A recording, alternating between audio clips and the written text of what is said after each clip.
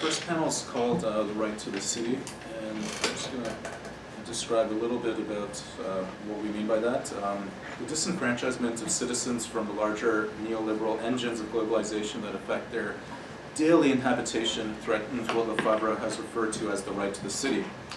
For Lefebvre, the right to the city proposes that power relations, primarily through capital, that govern the production of urban space need to be restructured to orient control to the urban inhabitant through participation and appropriation to eradicate unjust inequality.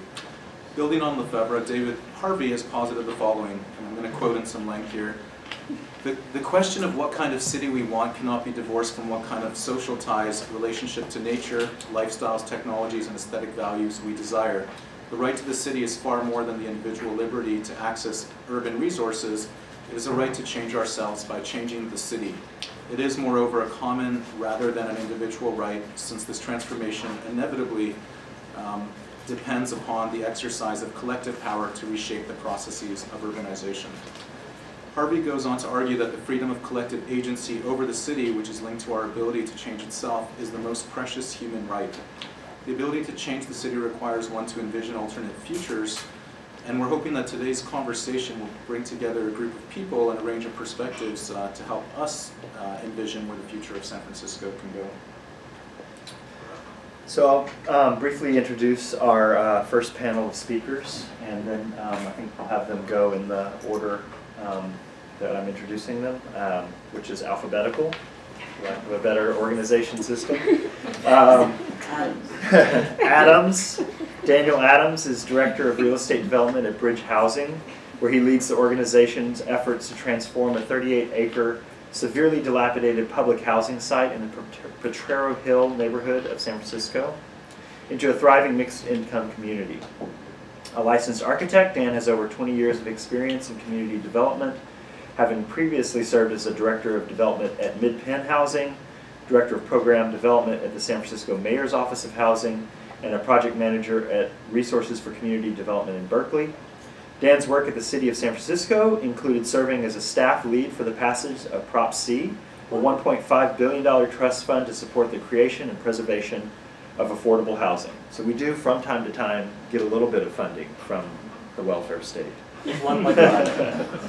A recipient of the prestigious Enterprise Rose Architectural Fellowship, Dan holds a bachelor's degree from the University of Texas and Master's of Architecture degree from UC Berkeley. David Baker, FAIA, founded San Francisco-based David Baker Architects in 1982, a progressive leader in the field of sustainable, affordable housing. The firm has come to be known for combining social concern with a signature design character. David has been honored as the Nonprofit Housing Association Design Visionary and as the AIA California Council's 2012 Distinguished Practice.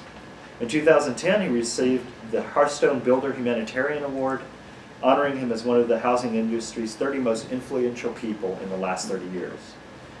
His recent projects include 388 Fulton Street, San Francisco's first market-rate micro-units to hit the market, and Storefront Lab, a gallery space that explores the storefront as a place of community, creativity, and local industry. She also mentioned he has a fantastic project about to come online just at our own back door here. You should learn more about David's work at www.dbarchitect.com. Kearstin Dischinger leads the planning department's housing policy work for the city of San Francisco and has over 10 years of long-range planning and policy experience. Her work covers housing policy, transit-oriented development, infrastructure planning, value recapture, and transportation network planning. Kearstin has managed citywide and neighborhood-based planning projects, including the Affordable Housing Bonus Program, the ADU Handbook, the city's housing element, the Market and Octavia Area Plan, and the Green Connections Plan. She likely learned the most about planning from her childhood days in suburban Philadelphia. Oh my God. However, she also studied at the University of Chicago and Cornell University. Kearstin has also partnered with CCA's Urban Works Agency, as we mentioned, on these two courses that have brought CCA's design work to San Francisco's ongoing housing policy conversations. Last but not least is Sonja Trauss, the leader of the San Francisco Bay Area Renters Federation. After living in Philadelphia and St. Louis, where housing supply is not an issue, Sonja was surprised and distressed to discover the political pessimism around solving the Bay Area's housing crisis. Drawing on her experience working for her neighborhood association in Philadelphia, in May 2014, Sonja began organizing renters to speak in favor of any and all large projects seeking approval before the Planning Commission in San Francisco. SFBARF is the increased capacity arm of the anti-displacement organizing in San Francisco and Oakland. So welcome to all of you, and we'll start with Dan. Well, I'm very happy to be here. Excited for this topic and the conversation we can have. I'll keep my comments brief so we can have plenty of time for questions and answers. I'm going to present on a project that I'm working on just on the other side of this hill that sits behind us here, Potrero Hill.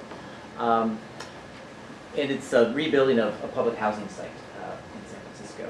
But I want to frame the presentation in the context of a set of policies that are really at the cornerstone of a lot of San Francisco's affordable housing policies, and that's value recapture, or capturing a portion of the value that is derived through investment in development, and directing that value towards social ends. And so I want to frame it in this way as a way of calling into question the presumptive association between density and equity. In other words, unless we're grappling with this notion of value creation, the connection between density and addressing inequality is really a tenuous one. We recognize that a lot of the most dense places in this country and around the world are actually our most unequal places. We really struggle with Madagascar-like forms of inequality. So as I'm talking about this project and as our conversation unfolds, I hope we think about what is the value that is created, to whom does that value accrue, and over what period of time. And so what kind of policy frameworks we need to have in place as we move toward densification. Density is good, good design is good, more is more, but it's not enough. At least I would say it's not enough. So with that, as was described, I'm working on this project in Potrero Hill neighborhood. It's the San Francisco public housing in Potrero. It's 38 acres. There are 606 units there now. You can see in this aerial kind of classic post-war barrack-style public housing. A lot of us are familiar with these kinds of images. It is not unique to Potrero Hill at all. You go to the next slide. Here are some examples of the current building types and fabric, if you could call it that. What is, I think, particularly notable in these set of images is the amount of space that's there. There's land in them hills.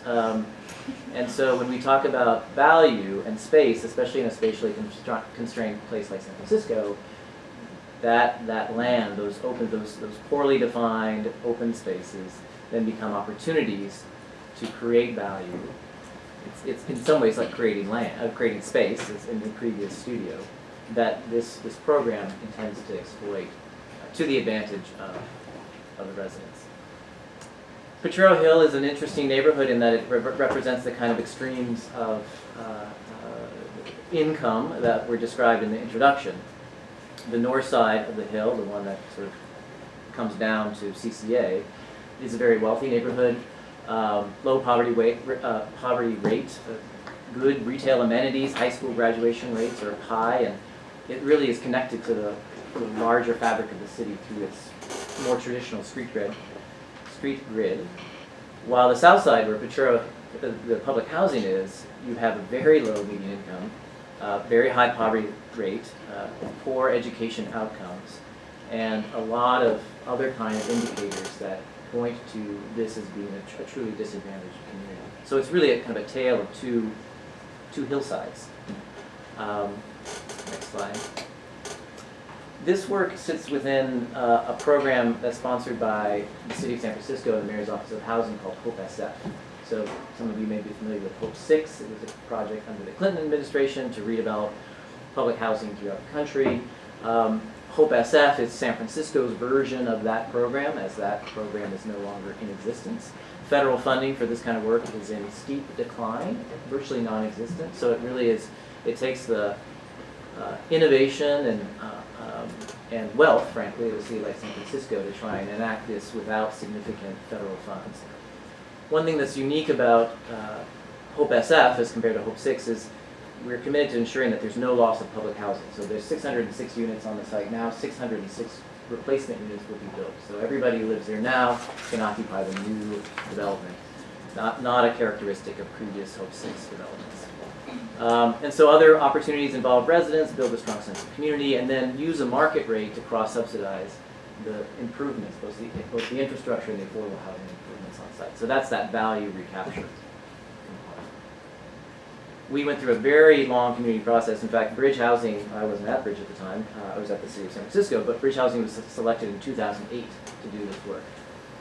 2008 was not a particularly propitious year to start development work, and so we've been in a very extended community building process, community design process, and land use entitlement process, and we're set to start construction at the end of this year. But we went through a lot of community engagement work. Next slide. Participatory design, focus groups, focusing on safety and sustainability. So a lot of community outreach and engagement was involved during the design phase. Go to the next slide. And I won't go into it a lot here, but Bridge Housing has been really actively engaged in building, community building, as we call it. This is a community that has experienced trauma in a number of forms: poverty, violence, neglect. And so recognizing that trauma and then building programs that seek to engage residents where they are, building trust, building relationships, is foundational to the development work that will follow. So it's not design work per se, but it is fundamental to having the trust and the buy-in with the residents as we initiate what is going to be a major transformation of the community. So the program, 606 units are there now. It'll be approximately 1,600 units when we're all done. The public housing gets replaced. We'll build new affordable housing. This will be at a higher AMI, or area median income. So slightly higher income residents, but still low income households. And then close to 800 market rate units, along with retail, some limited retail, child care center, and parks and open space. So that's where you see the density. And here's a figure ground of the way the fabric is intended to be transformed. You can see the kind of distributed bar-like buildings on the left, and then the regularized street grid on the right. And then next slide. And here's that connectivity element, really trying to tie, despite the topography, trying to tie the existing community physically, create connections with the surrounding neighborhood, and address some of the isolation that the community has felt for the last more than half century. So here again, I mean, this is the overall plan. The blue represents market, the yellow represents affordable and public housing replacement, and this is the notion. I mean, this is part of the underpinnings of this program, is that we're going to more than double the density. There's value in this land, in this area, especially in Potrero Hill, which is so well located. And that value, which will be about $100 million, will use to help subsidize the affordable housing and the infrastructure improvement. So again, capturing that value for investment toward social ends. And then here it is now, and then that's what it'll look like, or some version of that. So those are my comments. Again, I actually look forward to, I think Kearstin's work at the city will tie into this notion of policies and frameworks that really help to provide a social context to density that I think is part and parcel of any conversation around development in San Francisco. So thanks very much. Thanks, Sam.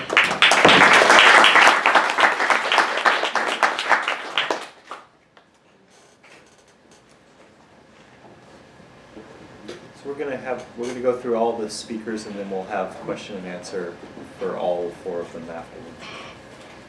That's okay. Hi.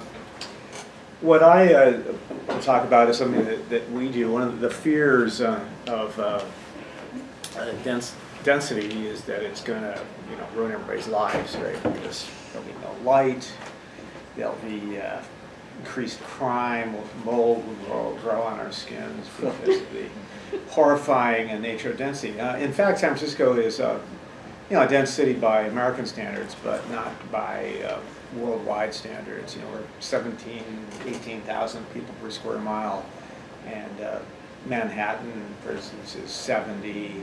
Paris is around 50. Kowloon is 130,000. So there's a lot of space here to build, and I think that there's a fear of any change. So what I'm going to do is just talk about the things we do, and we disseminate these ideas. And it's very much Joe Esherick is a guy I always talked about his dumb architecture. He's actually a very sophisticated architect, but he stuck to the really simple things. So these are really simple. So we'll just go through them. And it's a list. Everybody loves lists. So what we start out by the idea of reweaving the urban family, urban fabric. So that's actually the Potrero-Hill project is a great example of that. And there's a tendency, actually, modern architects who were thinking really hard didn't see the value in that. And basically all these public plans that were done in the 50s and 60s, pretty much, first thing they did is sever all ties to the community. So next. So this is an example actually of public housing in Oakland, and this is what it was like. You can see there on the lower left-hand corner, there's some funny buildings. There was actually a fence around them that would close, and they'd kind of either keep the cops out or keep the drug dealers in. It wasn't exactly clear, but it wasn't a good situation. And so then you go here, and this is what we did, is we just connected it to the grid. So very simple idea, highly effective, and they actually measured crime here, and crime went way down. There were no murders on site. Somebody was chased into the site and shot, but it started next door. But it was much better than before, where it was just really kind of horrible, violent place. Next. Building the bones. So we just talked about this and that next, that we like to do volumetric moves with architecture. There's a big, actually, criticism right now about all the buildings being like giant boxes. And I think that comes from the kind of commodification of multifamily housing, where you've got developers who figured out that, unless you build the biggest box possible and you get fewer units, and they're pricing it that way. But it's producing some pretty horrible, well, maybe not horrible, but I think people are challenged by it. They don't like it. I think the other solution to this is, of course, just everybody gets VR goggles and doesn't go outside. And maybe that will be the future.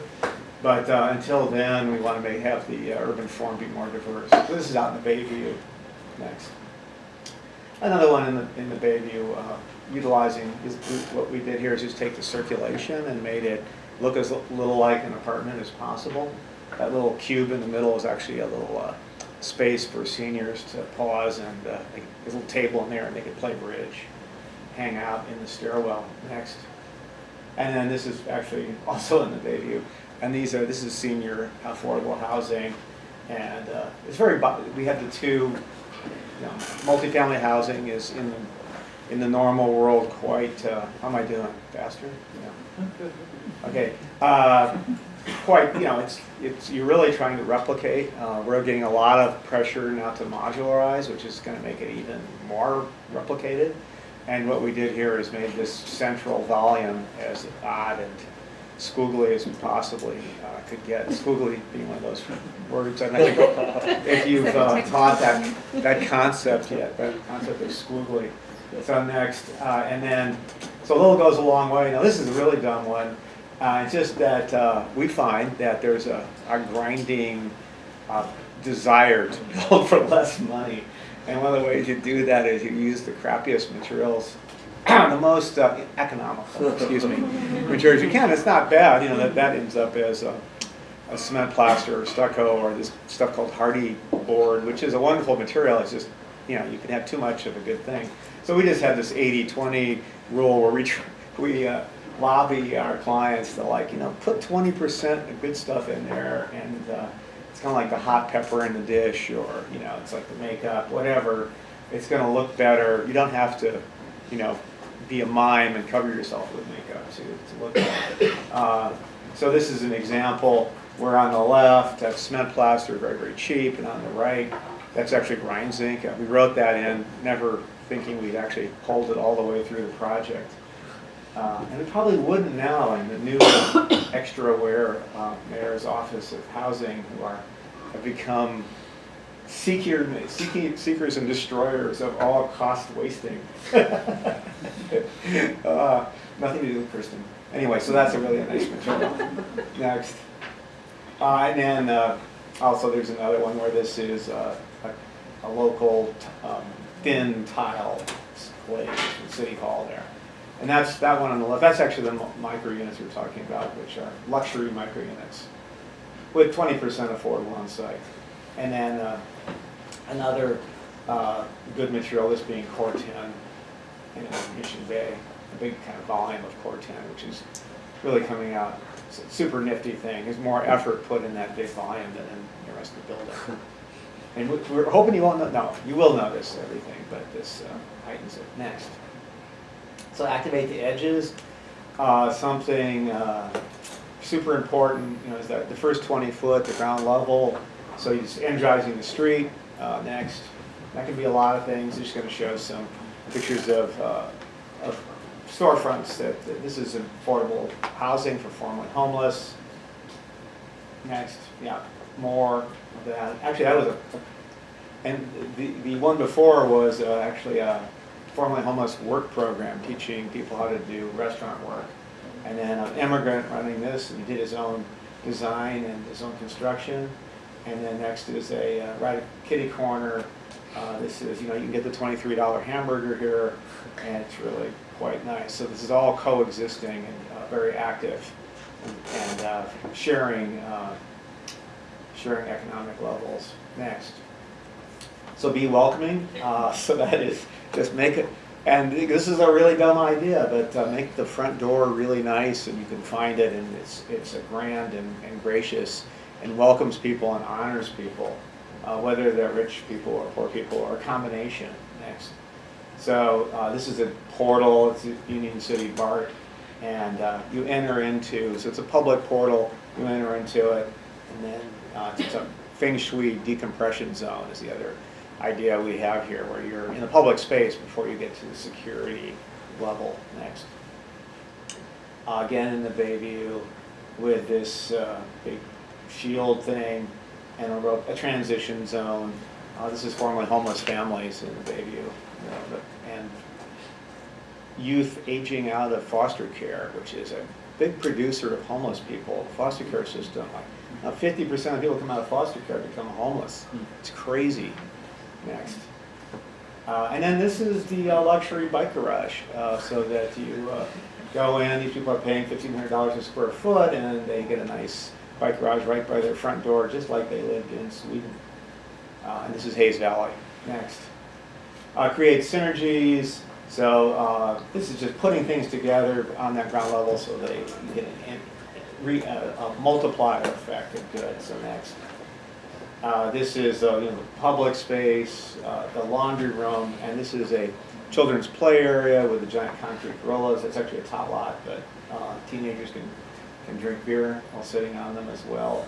Next, then this just shows this is a computer lab and laundry, and the TV room, which was basically become the Xbox room, where this is formerly homeless families, and the building manager, because their grade point of the kids was lower, took 120 kids to live in this 80-unit apartment, and told them there was no more Xbox until they got their grades up by like 1 point. She's a pretty involved manager. Next. And then community gardens, which are, this is on a mid-rise 8-story building. This is for TNDC. Really took a lot to talk people into it, and it's become super, people love it. They have this nonprofit developer has a program where they organize people communally and grow food and distribute it next. And then this is more of that seniors and formerly homeless seniors in Oakland, their community room, and there's actually urban agriculture out there as well. And then enlightened circulation, just making your circulation is not like Las Vegas, so that you can see out, and ideally so that it's not conditioned. That's something we always try to push, though. Sometimes we win that, sometimes we don't. Next, so you can see the light through here, you can see in from the street. Next, this is actually in Sacramento, it's open air, that's the lobby, so that's a Core 10 screen. Next, and then actually this is in West Sacramento, again, open air circulation, really, so you feel not like you're in a big building or in a project, but it's a community. Next, so get personal. Next, so this is Mr. Wong there with his plant and his little shelf, and then to the left somebody has a little maneki neko and a plant. Something that we do on the apartments is put a, and actually the one on the right, it's steel, so they can use magnets and chalk on it as well. And then the one on the left has a little clip. Next, yeah, so this is going from the community. This is using African fabrics and coming up with the color scheme. And those are drink symbols on the wall. So hooking into that African American community. Next, and then art for all. Next, just using art in the projects. And we work a lot with Creativity Explored. And using, these are developmentally disabled artists. This is actually within the formerly homeless senior project. This is, the seniors are making art, they have art classes. Next, and then this is more of, this is again from Creativity Explored. Next, and no fences, so don't fence things off. Next, so this is the one in Oakland where people for the community, because there were no gates. It was interesting that the people who made this happen were actually the police, because they said, when I don't want to chase that young guy across a fence, I want to radio the other squad car and have him intercepted. So if you put a big high fence, he goes right over it. And I can't do that, it ruins my uniform, or I can't climb the 12-foot fence. Next, so it's all open. This is a street, public street in San Jose with, actually has social services off it and a swimming pool, and then doors to the apartment buildings, lobbies. Next, this is in Charleston. It's a porch, a single house porch. So seniors, it's a combination, combining a porch with the fire exits, so people can sit out there and in their rocking chairs, which they do in South Carolina, I mean in Charleston. Next, it's all about the people. So just think that it's all people live in these buildings, and actually you change lives with all kinds of housing. Next, so these are kids, formerly homeless kids. You give them a place to study, and they start graduating from high school. Next, daycare, actually off that street, or early childhood development, as you should be called. Next, these kids are growing vegetables next to Tassafaronga, and the money goes towards a college fund. They sell the vegetables. Fantastic thing. Acta non verba, nonprofit. Next, just the folks who in San Jose, really 11 languages spoken in this particular community. Next, those are the seniors making art in Oakland. Next, these are actually people who do senior. It's when the parents get sent to jail. What happens to the kids? So these hook up the grandparents with the kids. Really fantastic women, and a critical thing. And that's actually on a street. So their social agency is on this public street. So there's no gate you go through. Next. Okay, that's it. Thank you.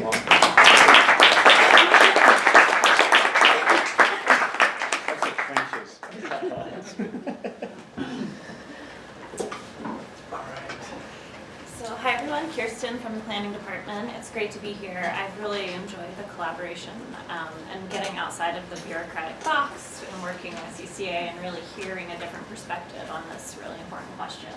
This is the #1 challenge for our long-range planning team. There are about 40 of us. We work on a number of issues, but we organize our work program around challenges.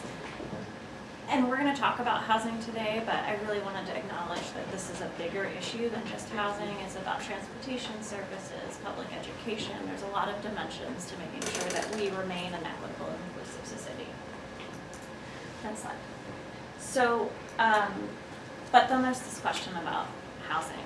And, this isn't really a new question. We have been seeing a reurbanization of population for several years, a decade or so. It's not a new question, but it is a more challenging question as more people come. So this is our first generation of responding to the reurbanization. These are major area plans. And San Francisco, like every urban city in the US and around the world, the first place we turned when we saw this influx of population was the low-hanging fruit, our former industrial lands, and then we were lucky enough to have a freeway fall down, so we had even more opportunity there up on Octavia Boulevard. We accomplished the capacity for 30,000 housing units in this area and lots of commercial and office space. Even when we build that fully out, it doesn't help us reach our total housing needs, certainly not the housing needs that Ted Egan suggested would help us alleviate costs through supply alone. So that's our first place we started. Just to finish, those plans started in the late 90s and were implemented or adopted, legislated in late 2000, in fact 2008. So we're moving on to the next generation of planning for housing. Next slide. So this is the palette that our team has started with. There are dozens of zoning districts throughout the city. The yellow areas, which are about 73% of the city, are single family or 2-unit districts. So that's a large portion of the city. But you can see we have a lot of different controls. The evolution of the San Francisco Planning Code is probably a 10-hour story, but at the end of the day, most of the city, except for what we saw on that previous slide, has not been rezoned since the late 70s. So we're operating in a city that was zoned for loss of population. We saw people rapidly moving to the suburbs at that time. We also were in a great battle. All of the historians, when they talk about San Francisco's land use in that period, talk about the downtown versus the neighborhoods dynamic. There was this big fear, and the word was used often, of Manhattanizing the whole city. So I like to describe it as the great deal, where we agreed to shellac the neighborhoods, just zone them down, add height limits, add density limits, and then allow downtown to grow in the 80s. And that's exactly what we did, and we haven't, as a city, chosen to look back on the rest of the city. Our team gets to start with that question, and knowing that there are many residents who are vested and believe in the controls that were developed in the late 70s, and maybe they even see it as the perfect vision or the complete vision of San Francisco. So we're entering into that conversation. Next slide. So these are all of the parcels that are have buildings that are above their existing density limit. I just point this out to say that when we shellacked the city on the west side, we did it very quickly. We did it without a lot of information. We meant to match what was there, but there are a number of buildings that are already out of context if you take that position. Next slide. And of course, we also did some analysis about heights. This is some work we did with David Baker Architects around looking at height patterns. The red line shows the existing height limit. Here's a building that was built in the 1920s that, of course, is 3 stories above its permitted height limit, and that blue line is the 2 stories that Anya alluded to that our program would enable to. So there are buildings that are above the existing height limit, and there are buildings that are above the existing density limit. This is an important new set of information almost to the narrative in San Francisco around what is the role of zoning. It isn't a finished product for the city, but it's really a way to regulate growth in response to population demands on the economy. around me. Next slide. I really like to just point out how this happened. I think one of the prompts Chris and Raj gave me and Anya were, how does design play a role in responding to equality and affordability? And for me, I think there are a lot of speakers that can talk in more detail about it, but for me, it's the public perception of that work, and all of the policy that I work with is scar tissue from one bad building or one bad year of building or one bad decade or whichever. So this is, by historians, often referred to as sort of the straw that broke the camel's back in terms of San Francisco. After this site was redeveloped, there was a neighborhood call for height limits and density limits and like the stopping of the spread of downtown. So this is over on Van Ness and Bay Street, and the next slide shows the building that replaced that. I'm not a designer, so I'm not going to comment, but others have said that this building maybe was not context sensitive, and that was part of what caused all this upsetness. We can have a great conversation about that. So I just wanted to, kind of say one of the responsibilities of the actions we take on these individual projects is sort of communicating with the public and the community members around how density feels and how it can work. And so if we do it in the right order, I really like the approach our class last semester took of thinking about it holistically with infrastructure, with all of those pieces. And that's pretty critical. Okay, next slide. So we've done a lot of work, our team, thinking about how to fit more people into the city. Chris and Niraj talked about our work on secondary units. There's some other things we're doing in terms of looking at our existing buildings, which we all value a lot, to add more density. But I'm going to really spend most of the time talking about our new construction program. And it's called the Affordable Housing Bonus Program, which is a terrible name and a terrible acronym. So this program is really, going back to Dan's point, all about creating additional development potential and then recapturing that value in the form of affordable housing. So in the city of San Francisco and in many cities, developers are currently required to provide a certain percent of affordable units. In San Francisco, it's 12%. We want to bring that up to a higher level, so creating this value is sort of the mechanism we've used. Next slide.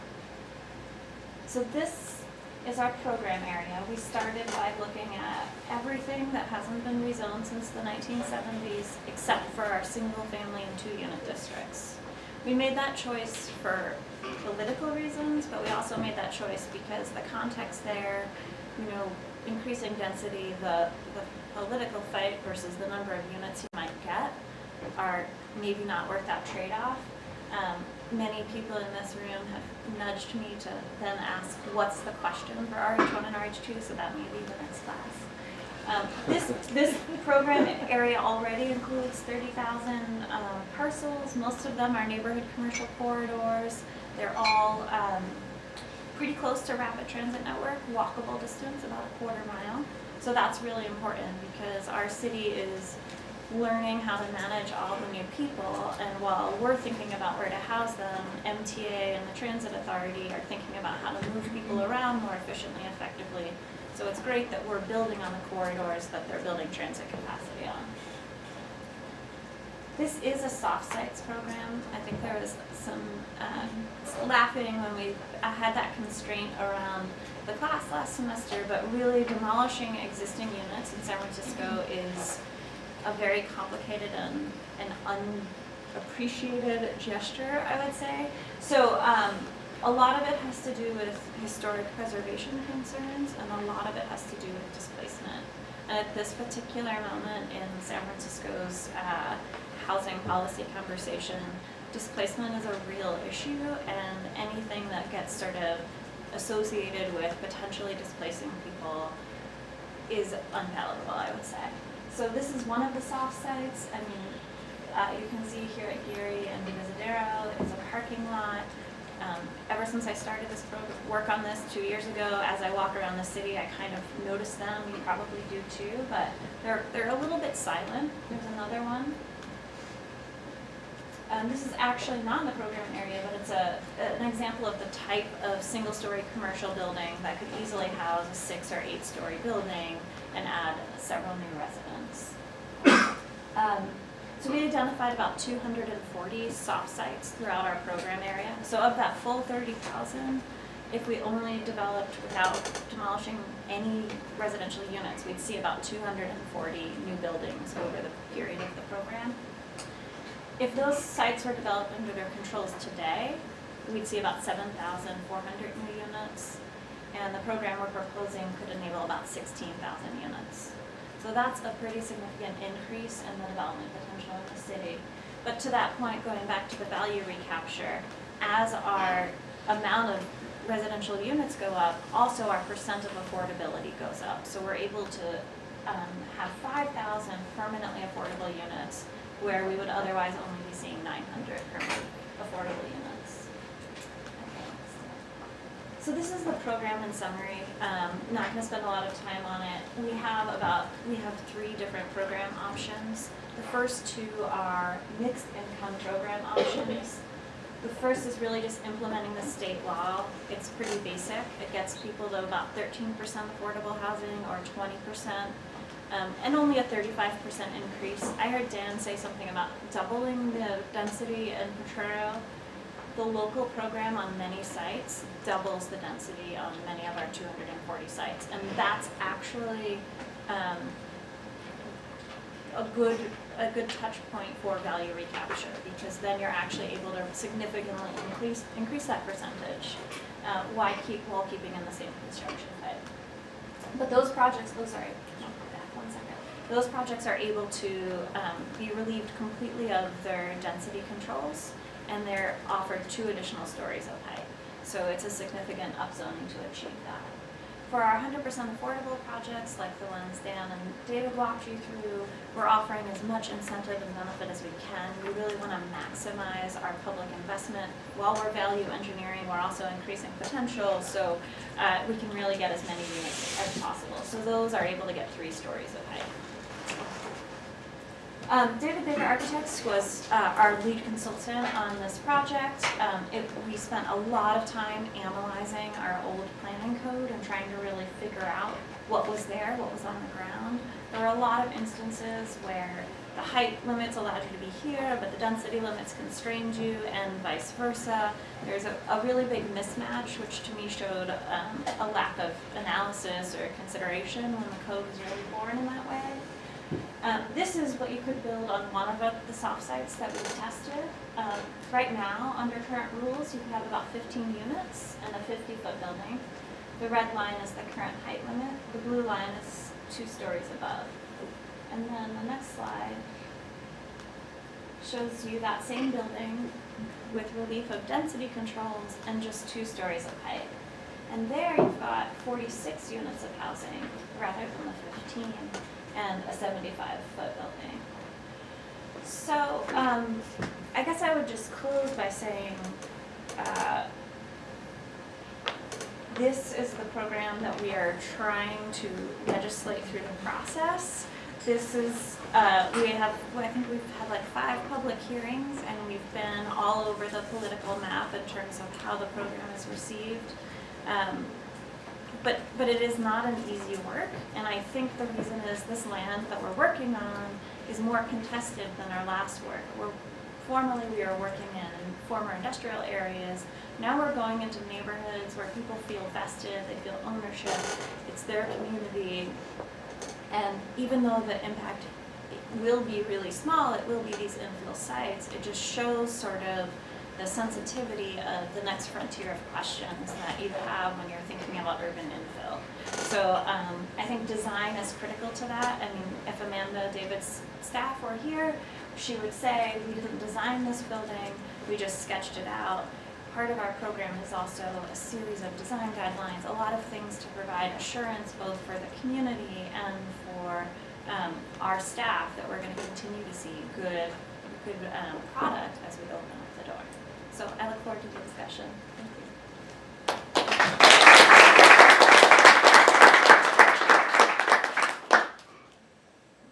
Okay. I have flyers, handouts. and try to hand them out, especially at the back. I don't really have enough for everybody, obviously. Okay, great. Guys, thank you so much for having me. This has been fascinating. I'm really thrilled. So yeah, right to the city, I took pretty literally. If you have a job, family, friends, property, an affinity group, or you just feel like this is the right place for you, that's right to the city. Cities traditionally, since the dawn of capitalism, have been places that people flock to. They're engines of opportunity. I do want to challenge the idea that inequality is a sign of an unsuccessful city. Actually, if you think about it, living cities are by their nature, almost by their definition, unequal. Like, there are places like Atherton or Carmel, they have very low inequality because everyone is rich and you can't live there if you're poor. Or where I came from, Philadelphia has much less inequality than here, but that's because no one there is rich. I left Philadelphia. I left a place of equality because I needed to come somewhere where there was opportunity, and I'm not the only one. I absolutely think that it's our responsibility to maximize residential square footage and even office square footage, to tell you the truth, to keep building as people are flocking here to accommodate them. Next. So yeah, my talk is about politics, right? So your desired outcomes, you may have a more specific desired outcome than maximize built square footage. People in my group are not design professionals. It's a lot of like tech workers. So we're kind of like, whatever you think you want to build, just get ahead. Residential really though, we don't go to bat for office or retail. It's a little hard to see. That's why I'm glad that at least some of you are going to have this flyer. I came at this 2 years ago. I really didn't know anything about politics or how it works at all. But I've learned, this is the picture I drew of what I learned. So you think about what your desired outcome is. Oh, the black is kind of like the formal structure, and the red is the public conversation. What we're doing now is part of the public conversation. Right, when you go to a talk and you learn something and you talk to your friends about it later, or if you write something on Medium, or if you share an article on Facebook, or if you go to public comment, that is absolutely part of the public conversation. You'd be very surprised how many people are actually watching that, live streaming it. The public conversation affects voters, obviously, but it also affects our electeds. Electeds are also on Facebook.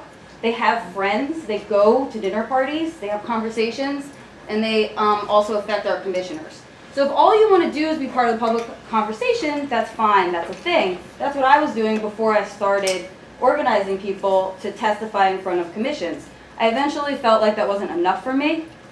So if you decide it's not enough for you, I'll tell you what else you can do. You have your desired outcomes, and maybe you're going to have something more specific, like the worst thing about new high-rises is that those are actually gated communities.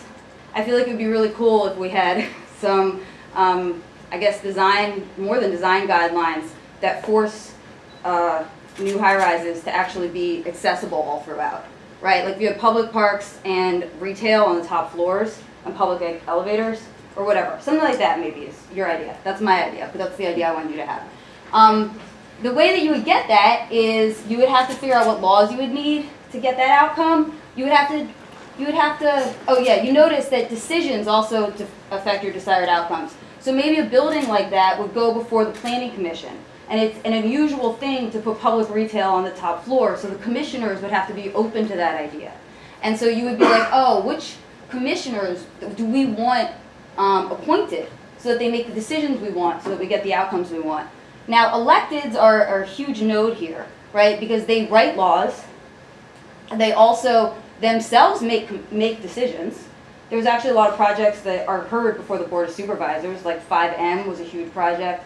160 Folsom is getting an upzoning, so they have to go to the Board of Supervisors. And the electeds also appoint commissioners. So it's obviously that's a node. So how do we get the people that we want in office? The way that we know about is through voting, and I put a dotted line there because our instinct is that voting is like kind of effective, and your instinct is right. But there's a much more effective kind of voting, which is you join clubs, the clubs make endorsements, and then the endorsements help the electeds get into office. And that does not take that much time. What it takes is you picking someone that knows about this stuff and then doing what they tell you to do when it's time to do it. And that is the way you can really leverage your vote, get your electeds in office so you can get your desired outcomes. Next, please. So here's an example. This is a picture I drew. For example, the SF Young Democrats is a club. If you are 35 or under, if you live or work in San Francisco, you can join it. I suggest everyone do that if you're qualified. In January, they had their members, all of their members were allowed to come and vote on who the SF Young Democrats should endorse for state senate. Me and 139 other Young Dems voted to endorse Scott Wiener. 90-something, I don't think actually 96 is right, but it's 90-something for Jane Kim. Scott Wiener won that endorsement. Now, the Young Democrats is a huge Democratic club. It has 27 delegates. It's a huge chunk of delegates. And Scott had gone around and got endorsements from many smaller clubs, 1 or 2 delegates here or there, but he really needed those 27 to cement his state club endorsement. He got them because me and 139 other people voted. Only 250 people voted, or less, 240. He got the state Democratic Party endorsement, which is worth 8 points in the final election, which is 40,000 votes, which is insane. You have less than 250 people deciding, ultimately, how 40,000 people are going to wind up voting. I consider myself to have voted for Scott Wiener 286 times, and I don't even live in San Francisco. I am registered to vote in Oakland. So this is really, really intense vote leveraging, and there's nothing wrong with it. You could look at this and be like, oh, this is so undemocratic. Or you could look at it and be like, wow, a small number of people are making decisions. I want to be one of those people. And you can be. Next. Okay, so here's one that's coming up. If you feel sad that you missed January, and this is actually only for people that are registered to vote in San Francisco. So if you're not registered to vote, register. It doesn't matter if you don't have a driver's license here. A lot of people think that's false. You could move here today. You can register to vote today, it's fine. But you have to register as a Democrat. If you mess around and register as an independent, then you exclude yourself from participation in stuff like this. It's not worth it. I don't think it's worth it. So, Democratic Central Committee. There's like 28 people on it. If you live in Eastern SF, does anybody recognize the name David Chu? No? Okay, that's fine. Well, if David Chu is your representative, then you have 14 people you can vote for. If Phil Ting is your representative, then you vote for 10 people. Not that many people vote in this. It's like very obscure. So this is, vote leveraging. So you'll vote for your people, and then the reason this is important is the DCCC is the governing body of our local party, and then they are going to make endorsements. In November, all of the odd district supervisor elections are up. That's a lot. Plus BART board elections. BART is our transit. And then a bunch of ballot measures. No one knows how many there'll be. There's going to be a lot.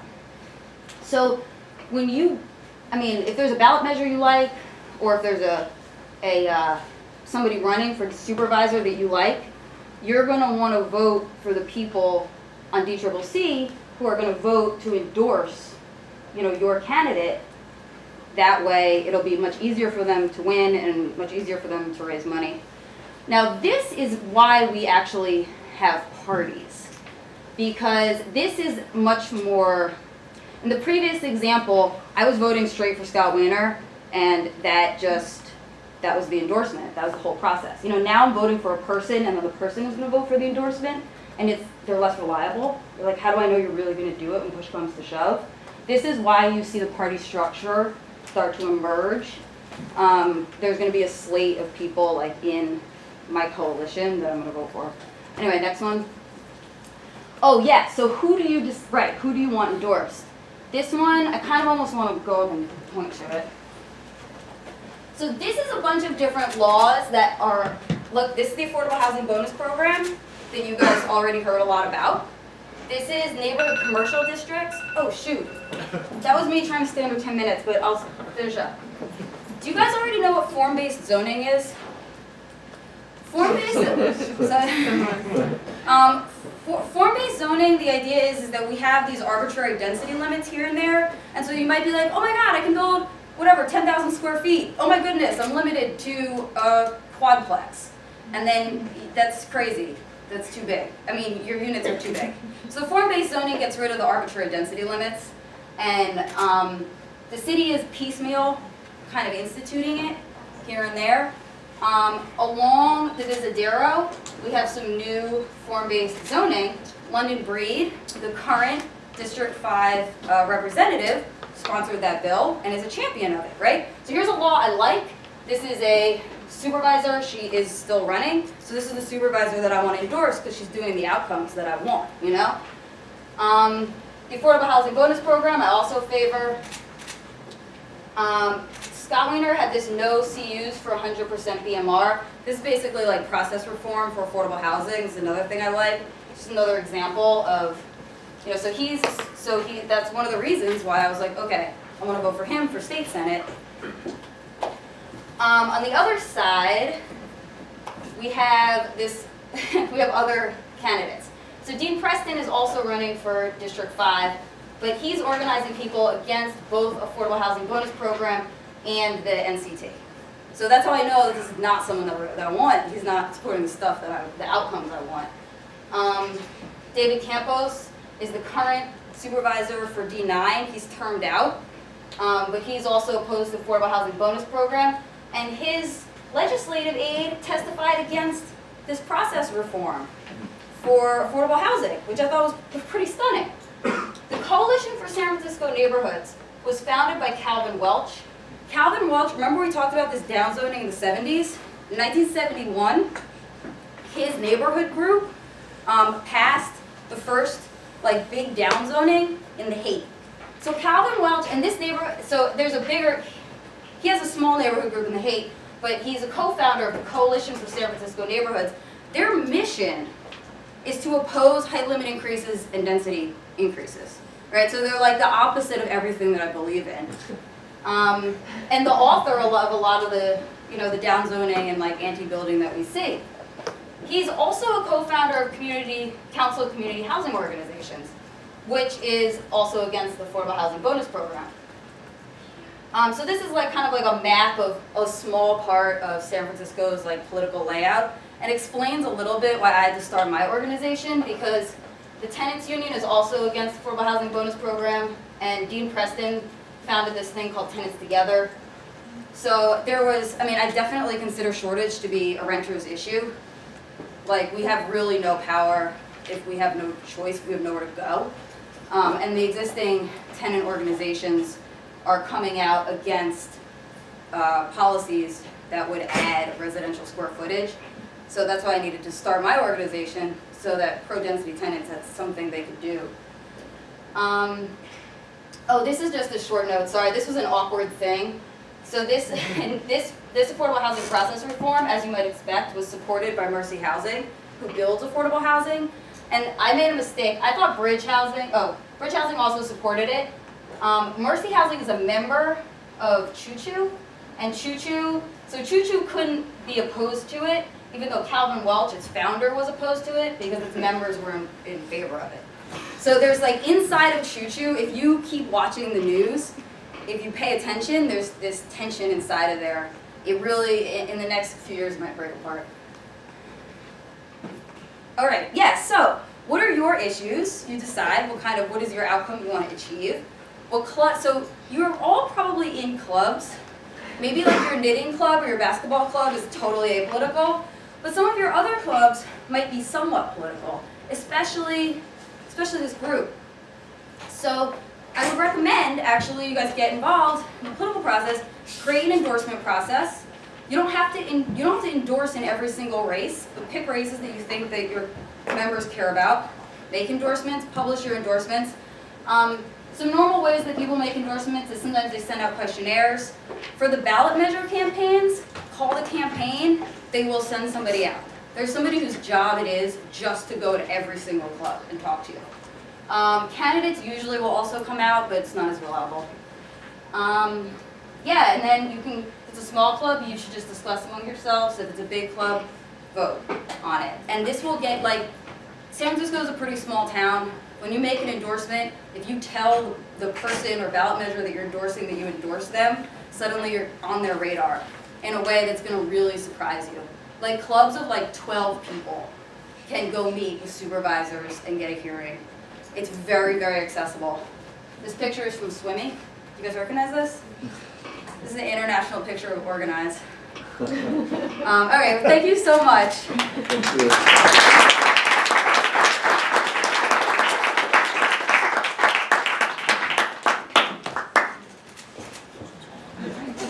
So we have maybe 5-10 minutes, so it's a very short amount of time, but if there's any questions for any of our presenters today from the audience, please feel free to speak up. Yep. Emily? Question for Kearstin. So the last slide that you showed was using one of the soft sites and projecting units on it. And I was surprised to see that rendering and hear the number 15, I think was the number for that. Oh, sorry, the previous slide was 15 Okay. without the 2 stories, and then it moves up to, I don't have it memorized, 46 units. Okay, so I guess one of the questions that I had was, what are the types of units that you're projecting when you start thinking about what can go onto these soft sites, and what sizes are they? That's a great question, and that's actually a conversation we've been having a lot, minimum unit size. We do have a requirement that 40% of the units be 2-bedroom or more. And we installed that in the eastern neighborhoods and all of those eastern plans when we removed density, because we wanted to make sure we didn't get all single unit building or single unit apartments. There have been some questions about whether there should be a size floor to the size, because we are having units that used to be 1,000 square feet now coming in at 700, 800 square feet per unit. Some people are very in support of that. Other people feel like we don't want to unnecessarily constrain those unit sizes. So the city hasn't really come to a conclusion in that conversation. A lot of our affordable housing funds do have minimum unit sizes, but because they're statewide programs, they're so much bigger than what our market is producing, they don't really make sense. For our modeling purposes, we assumed, I think, an average gross square foot of 800 to 1,200, depending on the neighborhood. And that's a 2-bedroom? It's a mix 40% too, yeah. It's really big by international standards. Just kind of tail onto the last question about soft sites, you talked about kind of identification of these as being political. I was wondering if you could talk about the process of categorization a little bit more thoroughly, and also why you might exclude something that would otherwise be categorized as a soft site. Sure. We did a reductive analysis, so we started with the 30,000. The first thing we took out was like historic resources, because we don't demolish those. And then we took out sensitive sites like schools and churches, sort of anything that, you know, the owner of the property would likely maintain the use for. And then we do an analysis of the ratio of the current building to what would be allowed under the program. And this is what we used in our eastern neighborhoods to predict where growth would happen. And so we've tested it. It works pretty well. And usually if the existing building is more than 30% or even more than 5% of the potential, it's not really worth it, or development isn't going there yet. Maybe in 20, 30 years it would. So sort of the volume is a good indicator. These are all estimates. So the program is available for the whole area, but we're guessing, our best guess is these are the sites that it would happen. More recently, Supervisor Breed, who Sonja talked about a little bit, introduced an amendment that said if there are any rent-controlled units on a parcel, then they would be ineligible for the program. So that gets back to this whole not wanting to cause displacement, especially for affordable units. So you said 240 sites you went up with. Correct.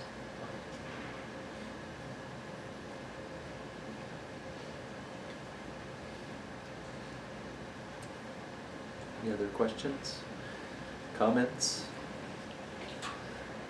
Maybe I have a question for all the speakers. in a way, I mean, first of all, I think it was really, really interesting to see all the presentations, especially for us coming from outside San Francisco. It took actually some time to really understand the city beyond some, for us, quite impressive contradiction. I mean, one is, which is quite outstanding for us, is how there is this incredible concern for not ruining the city or not, density, and how you have, luxury of vacancy. I mean, I've never seen a city with so much parking lots all over the city. Even actually in parts of the city that are supposed to be very dense and occupied. And in any other city, I think we would be not really a big problem to actually densify the city without actually even bothering anybody. I mean, not even with noise and building sites. So, I mean, this is actually one strong contradiction. The second one is, in a way, I think that San Francisco seems to have two souls. One is the city beautiful souls, a very nice city, Victorian, whatever, very picturesque in a way. And San Francisco seems to be very pride, and sometimes use actually also this as an excuse to not allow, further density. I mean, there is a lot of preservation pressure that's, for me, sounds a bit sometimes exaggerated, to be very, let's say, polite. And we have like a major housing crisis with people not able to afford basically to live in the city, and there are people who are obsessed about birds, crossing through the city and preserving, areas for them to reproduce themselves, these kind of things. And then, of course, the other soul is actually San Francisco as a city that was full of conflicts, social conflicts, movements that really question actually the way, since the beginning of its foundation, the city was really privatized. It was exploited by basically the famous labor barons who actually literally owned the city. And asked Diego Rivera to come and paint murales to basically legitimize their own basically social and political power over the city, but also how there was a lot of reaction to that. I mean, including the gay counter movements, and I wonder where this legacy has gone. I mean, it seems to me that today San Francisco has returned to a kind of city beautiful ideology, and the whole countercultural class conflicts that really has shaped the city is kind of gone. Maybe I'm wrong. Maybe it's a very naive impression. I would like to ask maybe the speakers to react to my very naive comments. It's not naive because it's a very strange mixture.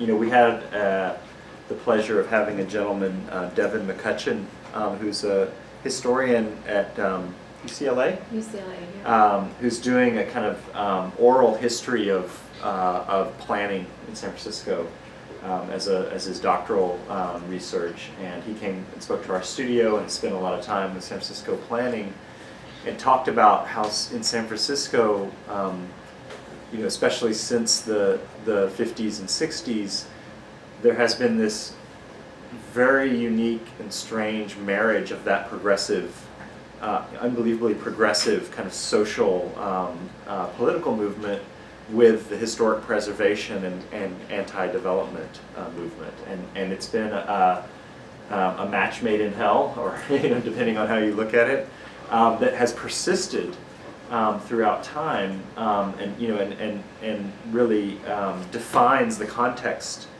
within which these debates are framed in the city.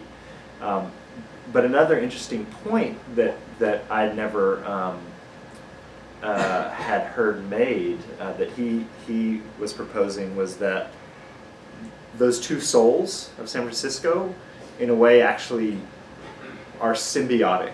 They need each other, and he pointed to this whole history of how, even as early as the 60s and 70s, the city chamber of commerce, the kind of most important organization in terms of capitalism and the kind of development of the city, for commerce would picture cable cars and Victorian houses and all of those sort of picturesque, city beautiful elements that form our image of the city as a way of attracting big businesses to move here and bring their workers and whatnot. And so he claims that there's actually this kind of codependency between the kind of forces of commerce and development on the one hand, and preservation and tourism on the other, and it's a very strange mixture that I think has it's resulted in the very almost contradictory way that we talk about density and the right to the city and inequality in this city. It's generational too, though, I think. Generational? Well, like Calvin, he's a progressive, Yeah. very radical person who bought his house in the 70s. He has a duplex. Yeah, and he described the affordable housing density program as ethnic cleansing, but in a kind of, it may be a little over the top. I don't know. Some of what I think you're saying is that a lot of the fights were won by the social experimentation side, and so there was really no fight anymore, right? Like, no, who's against gay marriage? Like, who's against the... I mean, oh, sorry. Well, if you're against marriage, I feel like here the main people that are against gay marriage are people that are against marriage. So, I mean, that's the fight right now in the gay community, I think. Actually, especially on this point, I think that's, another main issue that provoked just the presentations. I mean, I think there was much more at stake than gay marriage. I mean, I think that there is a whole history of American progressive experimentation that even tried to go beyond the family. Yes. And what I see now, actually, in all these presentations about communities and neighborhoods, is all about happy families. And there is a kind of, there is a lot of progressivism in activism, but I see a lot of conservative actually backfiring in how we imagine actually how we live together. Mm-hmm. This kind of concept of communities which are very standardized social groups, all with the same desires, all with the same coffee shops and bicycle workshops, and that's really for me the problem. And actually San Francisco was a city that would in the past would challenge all of that. Yeah. Yeah. I actually have thought about the 70s a lot because this was the period when we did all this downzoning, but it's also a period where San Francisco and the Bay Area's conservation movement was really strong. We had Save the Bay, we had CEQA, which is our statewide environmental review law, and I've always really wanted to spend more time thinking about whether the stream of thinking that came from Sierra Club type conservation in the progressive movement have created sort of this culture of shellac everything, and that is the progressive stance that we're still sort of fighting against culturally, because there was this amazing, I think you would enjoy, public comment session at one of our hearings where there were maybe 100 commenters, let's say, for conversation. 50 were opposed, 50 were in support. You could tell by age what they were going to say, and there was this great conversation happening between the commenters. Well, there might be buildings that shade my backyard. Well, I don't even have a backyard. I'd love to have that. So this conversation is happening, and it is very generational, to David's point. I think also San Francisco is one of 100 cities in the Bay Area, so we have an integrated economy, but our land use decisions are made hyper-local. And so I think part of, while it's true that there may be certain cultural history that informs a kind of progressivism in San Francisco, it's the same conversation in every town in this region. No development. If you go, there are 20 cities in San Mateo County just to the south of here, and then who knows how many cities in Santa Clara. That's where Facebook is. That's where all the job growth is happening. They are not building at all. I mean, compared to San Francisco, we're Manhattanizing compared to that. So I think the unit of governance is mismatched to the scale of the problem. And as the unit of governance gets smaller, the conservative impulse increases. And so I think that's where I think we really struggle. And it's not unique to San Francisco. I wanted to follow up on that question, and really, I'm really interested in the question of aesthetics, and I want to kind of pose that as a kind of a provocation. To what extent is it also an inability to propose an alternative aesthetics of the city or of life in the city? And I'm not only talking visually, but visually is a place to start, but I'm also talking about in literature, in music. I mean, if I were to think the aesthetics of the Bay Area, it would be the iPhone. And I love the iPhone. It's like I sleep with it, but there's something very strange, like very kind of contained about it. So I wonder, how can we propose, new aesthetics, and to what extent it is even possible to do that? Because we see in schools like this, or in Berkeley, where I'm coming from, there are people every year that every thesis year, they're incredibly outrageous, beautiful, ugly, whatever you want to call it, but they have aesthetic propositions. But something happens down the line, and that never really comes out anywhere in the city. So I'm curious about that. Well, I mean, Go ahead. I think there is, it's interesting going to a place like Houston or LA, you see an architecture that's much more radical, I think, as objects in the landscape. Because a lot of the progressive architects or cutting edge architects are not based in San Francisco. David Baker is an exception, but I think there's something about the sense that we've got this little gem that we have to preserve. Like there's a myth making that happens in San Francisco. When you first moved here, people would say to you, "Isn't San Francisco wonderful?" Like you're inculcated into this kind of collective sense. You're never supposed to say, it's actually kind of shitty here. It's like a lot of crazy people on the street and on these hills. So there's a collective myth of perfection that we all buy into and reinforce, and I think it can make change even more challenging. Whereas if you live in LA, LA, nobody thinks LA is this precious little jewel. So you have much more freedom to experiment. So I think it's very conservative. It's like the tyranny of the picturesque. Yeah, exactly. Right? I mean, we have a city just through its geography can see itself. Yeah. Right? Like you're Yeah. up on the hills, you can see the city, you can see it kind of in Yeah. these picturesque Right. sort of, landscape painting almost kind of preconceived notions of beauty, and it's while it is beautiful, it's also incredibly constraining because anything that threatens that kind of preconceived picturesque image of the city is very tangible and very difficult to work against. But yet, on the other hand, I mean, in our studio, we tried to point out that there are things like the Golden Gate Bridge, Sutro Tower, even the parks are, there are these large figures in the city. I mean, even if we take for granted that it's okay to have tall buildings downtown, that you can have a skyline. And those are these large forms and figures in the city that we kind of take for granted and accept that work in harmony with, the kind of low-rise texture. And no one really, now calls those into question. Yeah.